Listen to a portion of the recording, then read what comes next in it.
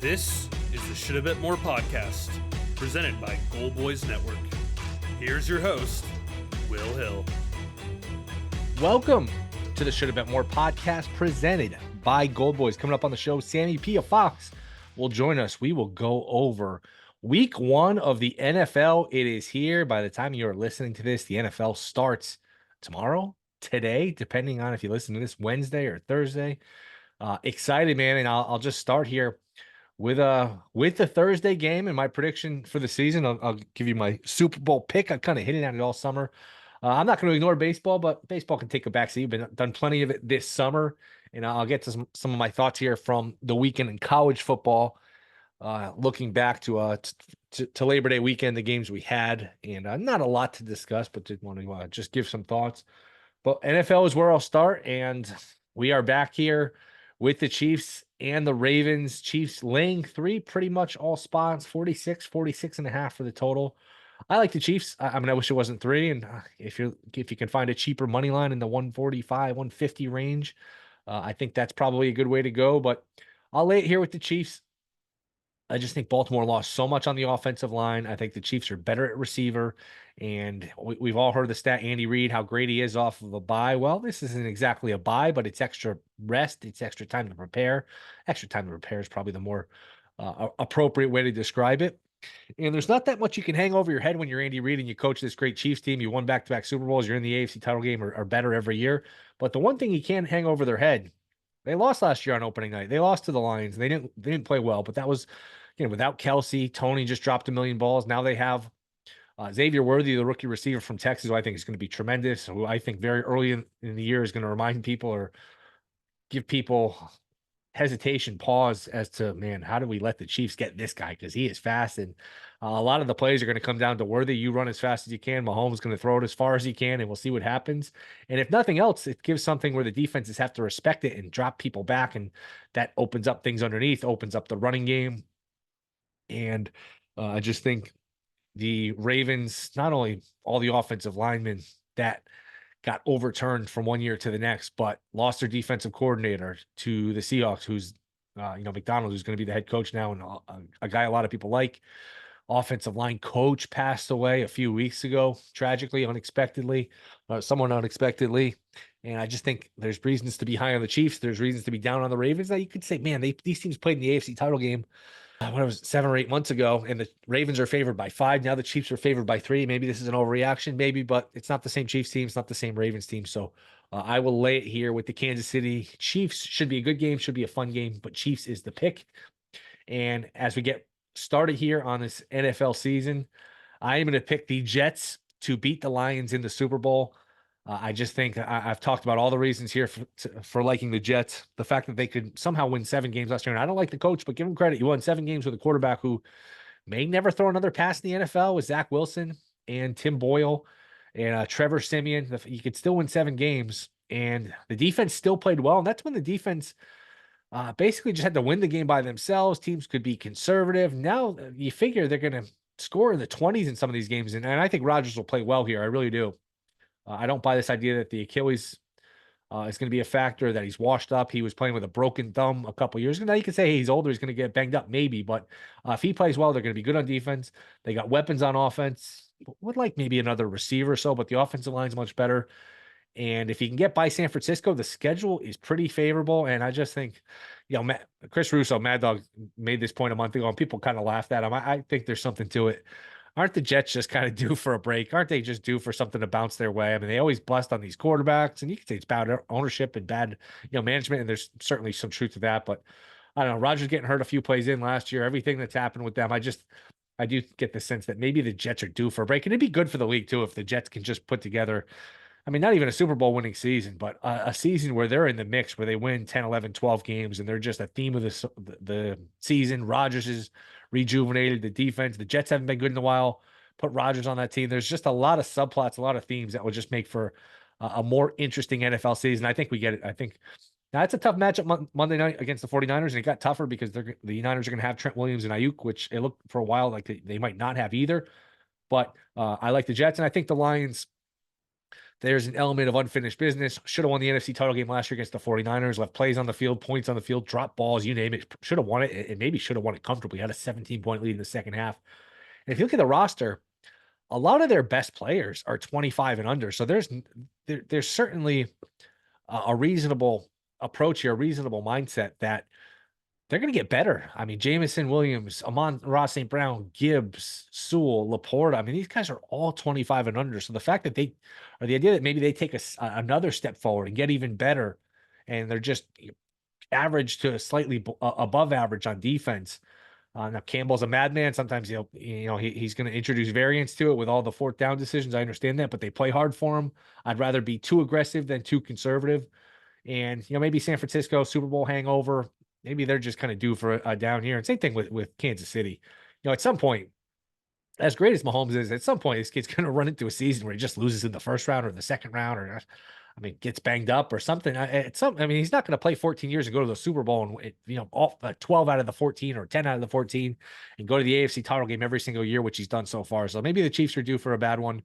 And in San Francisco, there's some rest disadvantage stuff where they're playing on a lot of short weeks. Look, they're obviously a good team. I wouldn't be shocked if we got a rematch, 49ers and Chiefs. How could you be?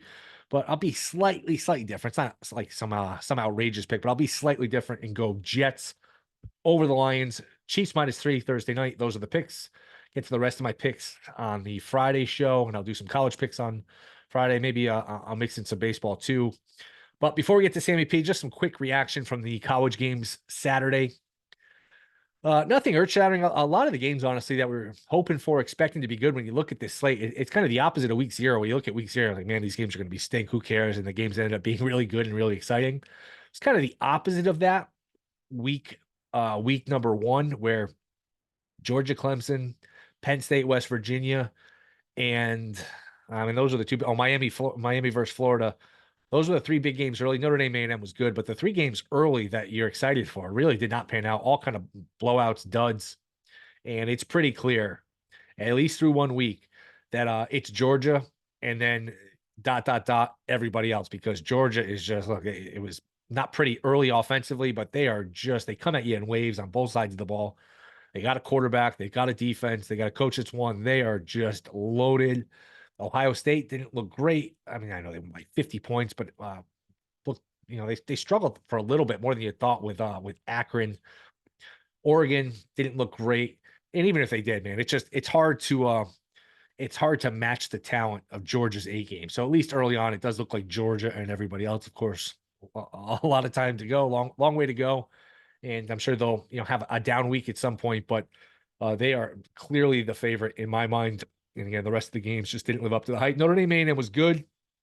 And just looking forward to this week, you would worry a little bit about a Notre Dame letdown just because they're a little over 4 touchdown favorites against Northern Illinois. Huge win on the road, SEC team, physical game.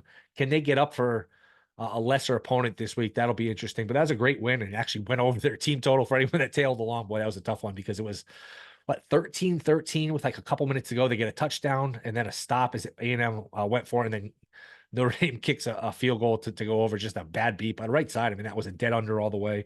Neither team could really move the ball. So that's the college. It's good to have it back. Kind of wish we had and USC, by the way, is much better. That was a fun game on Sunday night. USC is much better. LSU, another season opening loss. I kind of wish they had more games on Sunday. It was a little bit of a lull, a little bit of withdrawal Sunday, afternoon all day to just sit there with no games. But it's good to have it back, and we're going to be packed this weekend. All day games on Saturday. Obviously, the Thursday game, the Friday NFL game, Packers, Eagles, and then NFL is back. So a lot of football, the pennant races in baseball. It's the best time of the year, September, October. I know you can make the case March. December is going to be good this year with the college football playoffs and the NFL, playoff races. And there's a lot of good times. May and April when you have the NBA and NHL playoffs combined with the baseball and like the NFL draft. Those are fun nights. But to me, September, October, this is on the short list and at the very top of the best sports times of the year. But let's do a little more NFL. Let's get Sammy P's thoughts. That is next. This is Shoulda Bet More podcast. All right, we are back. Shoulda Bet More podcast. He is the host of the Chicken Dinner podcast. You can catch him at BetQL, Fox Sports. It is Sammy P. Sammy, I don't know what took me so long to have you on, but I'm appreciative that you can join us. What's going on, man? How are you?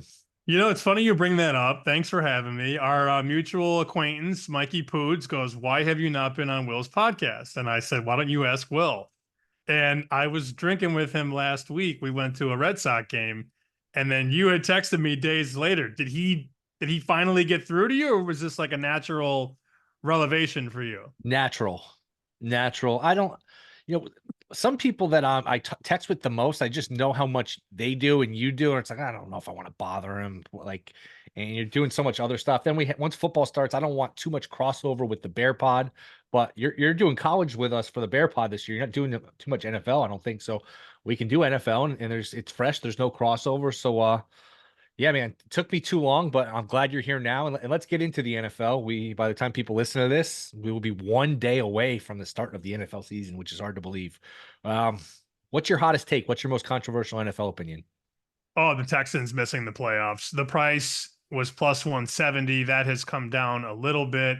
Their schedule is just a damn gauntlet. I mean, they play 8 or 9 really good quarterbacks outside of the division. But to me, it's such a different role reversal when you go in the NFL from being the hunter to the hunted. And they're going from a team that was the dog a lot last year. They got trendy at the end, and maybe they were small favorites a couple times. But this was a team that picked second in the draft, traded for the third pick, was minus 300 to miss the playoffs. Then they go to the playoffs after all of that and beat a Cleveland Browns team pretty bad. I mean, 45 points in a playoff game for a rookie quarterback is memorable enough to remember, or memorable enough to retain that all offseason. Like, wow, Houston was good. What's next? Well, now they're minus 190, minus 200 to make the playoffs. They go from the third easiest schedule to the seventh toughest, and they're facing like Tua, Lamar, Mahomes, Prescott, Goff, Rodgers. Josh Allen, I think, is on that list. I don't have the schedule in front of me, but that's a team that I think is going to be very popular to bet week in, week out, but also to make the playoffs, to win the division, to win the AFC. CJ Stroud is the second or third favorite to win the MVP. And guys like us have been watching this league forever. It's never that easy when everybody thinks that way about a certain team or player. Yeah, and look, he was ultra impressive, and you have some Chicago connections. I don't know if it gets discussed enough how lucky Chicago got that Carolina took Bryce Young, which had nothing of their doing. They had no knowledge. They just the narrative, the sense would be so different if Carolina had taken CJ Stroud, because now Bears fans would say, wait a second, we could add CJ Stroud and we traded the pick, and now they wouldn't have Caleb Williams because that pick wouldn't be as bad. It's amazing the ramifications of just one decision that they really had nothing to do with. Yeah, no doubt. Here's the full list that I pulled it up on Fox right now. Houston will face Josh Allen, Jordan Love, Rodgers, Goff, Prescott, Tua, Mahomes, Lamar. That's just non-divisional games. They'll get Richardson twice, who I like. They'll get Trevor Lawrence twice, who other people I know are bullish on. That's a tough schedule, man. It's a lot easier last year than it is this year. But yeah, as for Chicago, Ryan Poles not only got DJ Moore and Caleb Williams, he also was able to get the draft pick that they used on Darnell Wright, first round pick last year, the tackle out of Tennessee. So he turned that number one pick into 4, 5, 6 assets, and they all look like they're ready to contribute, most of them right away. Would you rather be Chicago or Carolina? It's not even a conversation. Yep, absolutely. And again, back to Stroud, like he only threw 5 picks last year. Maybe he's just super generational in terms of taking care of the ball, and he's just that good, or there's some regression coming, because throwing for like what did he throw for 4,500 yards and only throwing for 5 picks, that might be hard to sustain, hard to repeat. No doubt. I mean, you look at the teams that they beat, though: New Orleans, Tampa, Arizona, Denver, Tennessee, Indy, Jacksonville. Like, they didn't exactly beat a playoff team. Yep. I don't think, I'm looking at the schedule, and okay, they beat Pittsburgh, who made the playoffs because everybody in the North got hurt. They beat a playoff team on October 1st, and they didn't beat another playoff team because I don't think Cincy went to the playoffs without Burrow. Burrow was out. None of those other teams made the playoffs. So they didn't beat a playoff team until the playoffs when they beat Cleveland. So they really beat nobody. So look, you're trying to poke holes in a sexy team. You look at things like strength of schedule, opposing quarterbacks they played. I don't even remember week 14 against the Jets. Who would have been the freaking quarterback on December 10th for the Jets? Let's see. I think That would have they been smoked him too. The Jets smoked him, if I remember correct. Zach Wilson. Oh, this Yep. was the game. This was the game the Jets did smoke them. So he wasn't good in that game. But I mean, they played just so many bad quarterbacks. Wow, Zach Wilson had 301 yards, 2 touchdowns, no Yeah. picks in that game. That might be the best game of his life. Yeah, that's not an encouraging sign. If you're, it's one game pretty much in the NFL. Anyone can have those, moments if you want to poke holes. But your point is certainly well taken here with the Texans. We'll get to some of the games in particular here. Any awards interest you? I bet longer shots. I mean, we've worked together enough to know that I'm not going to tell you to bet Mahomes to win the MVP.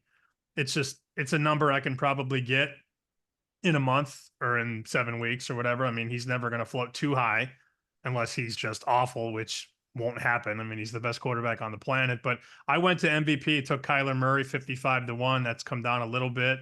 One book has a 30-1, which I would never bet. You can still find 50 readily available. I'm big on their offense with Marvin Harrison Jr. I like what they've done at offensive line. I think they're going to be much better this year if he's healthy for the whole season. And then my favorite long shot is looking at the receiver in Buffalo. This is going to sound like a broken record because you and I have talked about this on Bear Bets, but Keon Coleman is receiver 1 there because they lost Diggs and they lost Gabe Davis. So this is a rookie, 6'4", 215, who's going to probably be wide receiver 1. And Josh Allen, by all accounts, is finding Keon Coleman out of Florida State. By the way, how bad is Florida State? Oof. Holy cow. You lose Jordan Travis and Keon Coleman, and you can't beat Georgia Tech and Boston College. That's a problem there. But Coleman was awesome there. Started at Michigan State, went to Florida State afterwards. Just a machine. And that's a guy who I think could get, 80, 90 catches. People are going to tell you Caleb Williams or Marv or Jaden Daniels, and those 3 are rightful favorites. But Keon Coleman is 30-1.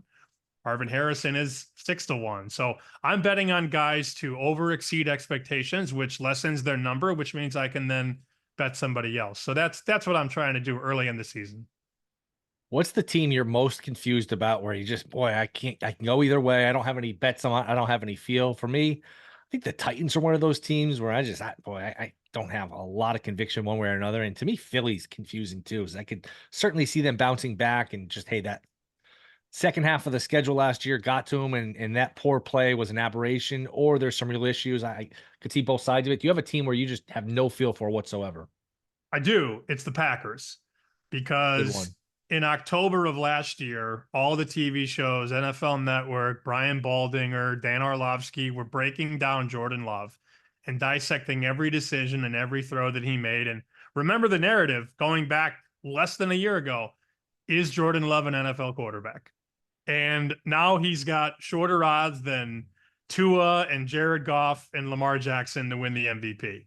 And now the Packers are 7-8-1 to win the NFC. And I'm not there.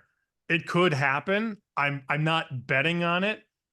I also, at the same time, your question about being perplexed or confused, I don't really want to bet them under either. Matt LaFleur has proven that they can win games in the regular season. And look at what Green Bay has done in the month of December. They're outstanding down the stretch. Now, he had Aaron Rodgers for most of those years, but that's a team that knows how to win. I don't know if their defense is good. I don't know that their young receiving core is ready to carry the load because they no longer have really any vets at wide receiver. This is a young team with a younger quarterback and definitely young receivers. I don't know what to do with them. I could make a case for taking 2.5 week 1 at Philly. I could make a case for Philly minus 2.5. I feel that way about Green Bay basically all season long. I've heard people that are high. I've heard people that are low. Yeah, I'm in the middle, and I won't do anything with them until I figure them the hell out. Yeah, and there's some 3s out there. There's some 2.5s. That's the game. That's the Friday night game here in a couple days in Brazil, which is going to be weird, going to be hard to get used to. But the NFL is adding more games. They're not going away, man. There's rumors now they might dip their toe back into playing Labor Day weekend, Thursday, Friday, Sunday, and just saying, hey, you know what, college, we'll go head to head and see who wins, which I wouldn't like. I like that Labor Day, that college gets that first weekend by themselves, but man, it's the NFL's MO. Chiefs, Ravens, who do you like? Anyone? Under 46. Okay. You look at Baltimore's offensive line, Pro Football Focus is not very high on them, 25th out of 32. They lost 3 offensive starters on that line from last year. And Ronnie Stanley was really good 5 years ago. And then he got hurt in 2020, and he's been banged up really ever since. I do like their center, Linderbaum, who I believe went to Iowa. I remember betting on Iowa a lot when he was there because they were really good at running the football. Not that they're not now, but he was like the linchpin of that offensive line. They also, unfortunately, and this was brought up today on BetQL Daily by Jason Lockenfora, who's from the Baltimore, D.C. area, and he said their offensive line coach passed away. I hadn't even thought about that. Like that wasn't even in the handicap. And that's the reason Jason brought up they let go of those 3 starters because they believed in their old line coach, who unfortunately is no longer with them. They've never really had star receivers under Lamar. Now they bring in Derrick Henry, who I watched a lot last year run HB toss and not be able to get outside the tackle. Like he's old and slow for a running back. Like he's not old in life. He's old for an NFL running back. He's been in the league for what feels like 10 plus years now. They don't have a lot of speed aside from Lamar. So unless he can be better than he's ever been, and he has 2 MVPs, he's going to have to be better than that level, Will. And you look at their defense, they have some subtractions there, including Patrick Queen, who's now a linebacker in Pittsburgh. I like John Harbaugh. I think this team is going to struggle early. You look at their schedule, there's a lot of tough teams on it. I mean, you open with the champs, then you play Cincinnati, Buffalo's on that schedule. It's a very, very tough roster to get behind, to go far. And I do love Lamar, but there's a lot of question marks on that offense. And we bet them, I'm trying to remember what you and I have in our account, I think plus 240 to miss the playoffs. I don't think that's the worst bet. And then I think you brought this up on the podcast too. If they start 1-3 or 2-4, then we could bet them to make the playoffs, and we can basically free roll the Ravens no matter what at 2.25 and plus 240. So that's a team I think is going to dip early. Maybe coaching gets them through late, but that schedule early is brutal for Baltimore. Anything else week 1 jump out to you? Yeah, I'm taking Tennessee. I know you're confused about Tennessee. I'm confused as to why a rookie quarterback is a 4.5-point favorite in week 1. That's where I'm at. And I did bet Caleb Williams to throw a pick. Wow, that's actually come through the 4. 3.5 now at a bunch of shops. Circa, Superbook, 411 Buckeye. It's a 4 at Pinnacle. So this was 4.5, remember, like 2 days ago. So that's a recent blitz on the Titans, catching now 3.5 on the road. I would take any stale 4 right now. I didn't realize it had moved in the last 6 hours or so, but I'll be on Tennessee. And another team that I really like week 1 is Tampa Bay. I think you can sort of pick up what I'm throwing down. I don't like rookie quarterbacks in week 1. So I'm going to go against Caleb Williams in Chicago, the sexiest team to me in the NFC because everybody's talking about him. And I've heard a lot of people go to bat for Jaden Daniels, rookie of the year. Could the Commanders be a fringe playoff team? Tampa's defense to me is very good. And Baker was really, really good last year. And I don't think Dave Canales leaving is going to change much in Tampa. They've got Mike Evans and Chris Godwin. It's not tough when you got, maybe the best receiving tandem east of the Mississippi to ride home on. So I like Tampa week 1. You can lay 3 now, minus 115. So I'll be Tampa. I'll be Tennessee. Can we bet? I'm asking you now. This is your show, so I imagine you have an answer. Can we bet 9 with New England, or is that a total stay away? Oh boy. To me, I don't know how much teasing you do, and everyone's gonna have the Bengals in their teaser. At 8, if you can find it, and there's plenty of 8.5s, I think. To me, the simple one is just teasing Cincy down to 2.5 and finding a dance partner and just, hey, Cincy wins by 3 or more. Otherwise, you take my money and I live with it. That's how I'm approaching it.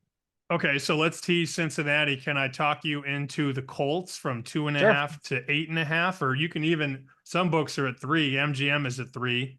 We can take Houston through the 4, through the 7, through the 8, through the 8.5 now, and get Houston out to plus, or get Indianapolis at home with Richardson and Steichen, who in a very short window last year before Anthony got hurt, they were really good together. Richardson had a bunch of rushing touchdowns too. How about a Cincinnati minus 2.5 and Indianapolis, let's call it 8.5 on the plus side? I'm in that, or Dallas up to 8.5. You figure that should be a close-ish, low-scoring game. Who knows what's going on with Watson? So, Yeah, it's not always like fun or sexy to give out teasers because people want picks, and teasers. It's a two-part. It's essentially a parlay where you're buying points. But man, teasers. If you pick your spots, teasers can certainly be profitable.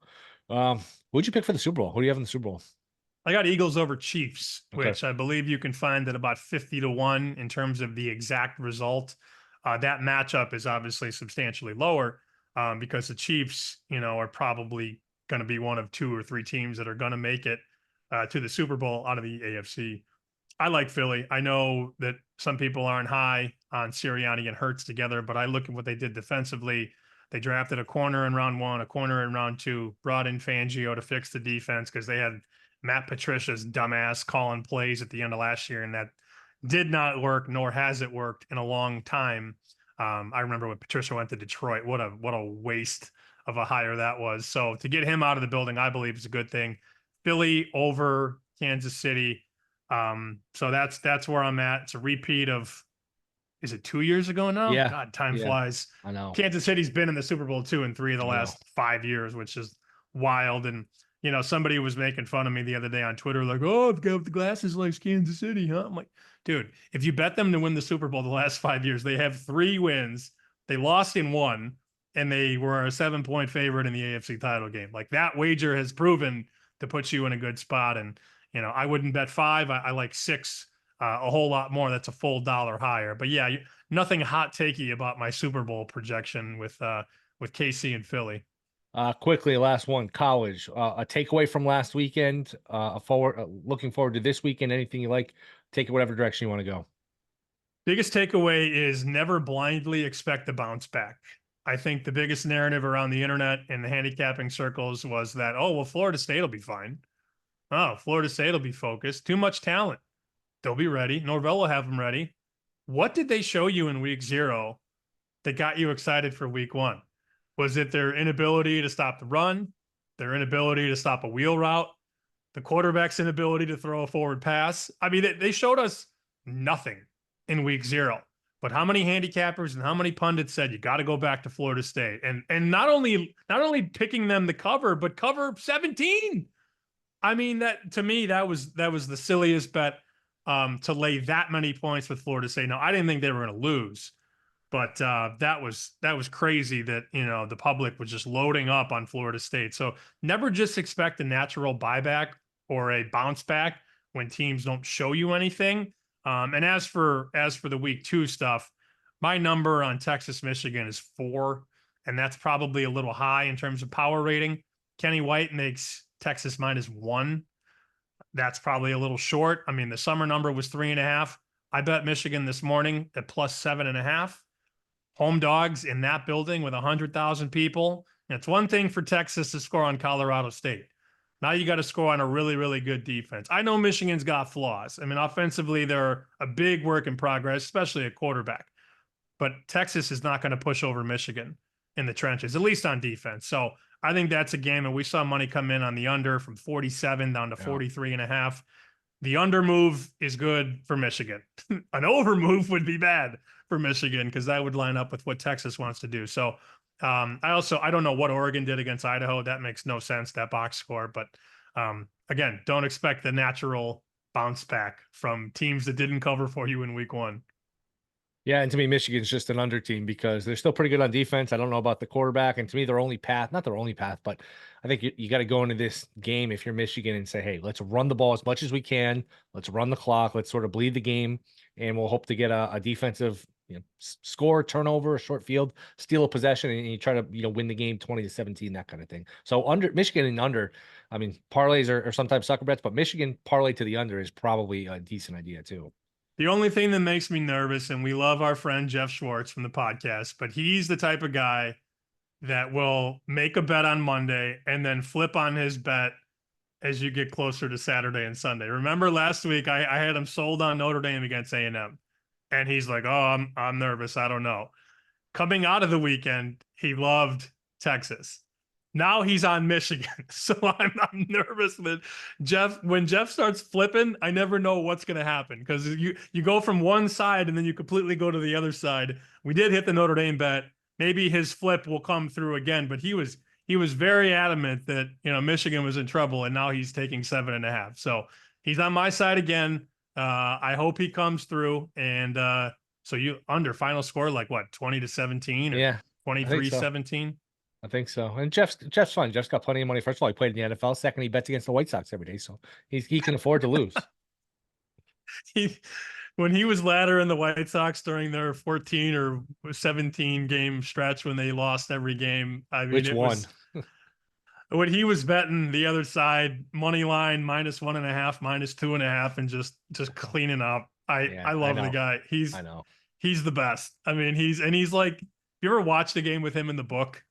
He's the biggest man in the book, but he sits like, like a turtle retracting into its shell, and he gets so nervous. It's just like, most guys are like sprawled out. He's very constrained when he's got skin in the game. But he's so much fun to work with. Yeah, because we get these texts randomly in our group text of like, oh man, this Twins bullpen is killing me. We try to piece too. Like, what do you? Oh, they're playing the White Sox. They're betting against the White Sox, so they're very. I mean, he doesn't talk a lot of baseball, but you get these random ones like, man, how could the Marlins shortstop not make that play? It'd be like 8 o'clock. I'm like, what are you talking about? Oh, they're playing the White Sox, so that's usually the answer. That easy. Just fade maybe the worst team of all time. They're 31-108 heading into Tuesday night. So unbelievable. It's that, and I actually didn't plan this. I have my rebuild T-shirt right here. Oh boy! If you build it, they will come. This was from 2021. That was when the rebuild was on the rise. That rebuild did not work, and they built it, but it did not come. Yeah, they're building something. All right, Sammy, this is long overdue. I appreciate it. Let all the people know where they can find your stuff. Yeah, it's easy. Just follow me on X at SP Shoot. Links to everything there. And the new morning show is BetQL Daily from 9 a to 12 p with Joe Ostrowski. And now we have to do a home and home. Now you have to come on that show. So it's only fitting that we made this happen before NFL. And I will, once we hang this up, I will tease Cincinnati to Indianapolis. Sammy, appreciate the time. Hopefully we'll do this again soon. Thanks, buddy. All right, that will do it. Thank you for listening. Rate, review, subscribe. Don't forget we're doing a contest. If you leave a review on Apple, leave your name or some way to get in contact with you. We're giving away $100 to 2 people who leave a review. We will be back Friday, and we will have an NFL game in the books to discuss. It will be 1 up and 271 to go. So see you Friday. Enjoy the rest of the week. Talk to you then.